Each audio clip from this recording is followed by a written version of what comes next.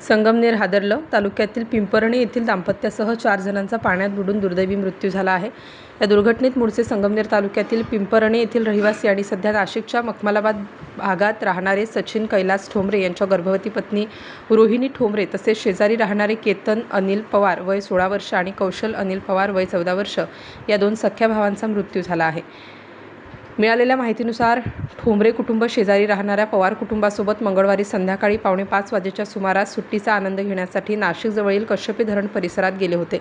याच दरम्यान ही दुर्दैवी घटना घडली. दरम्यान ठोंबरे दाम्पत्याची 2 वर्षांची चिमुरडी मुलगी धरण काठावर रडत मम्मी पप्पा म्हणत पाण्याकडे बोट दाखवत होती.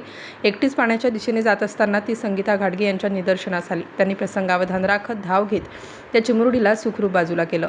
आसपास पडलेल्या चपला पाहून कोणीतरी पाण्यात बुडाल्याचा संशय अधिक बळावला.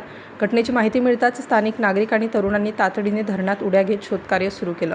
काही वेळानंतर चौघांनाही पाण्याबाहेर काढण्यात आलं, मात्र तोपर्यंत खूप उशीर झाला होता. सचिन ठोंबरे हे व्यवसायाने सिव्हिल इंजिनियर होते. मूळचे पिंपरणे येथील असलेले ठोंबरे कुटुंब गेल्या 2 वर्षांपासून नाशिकमधील म्हसरूड मखमलाबाद नाका परिसरात वास्तव्यास होते.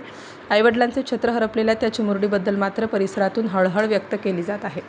Star news bureau, Nashik.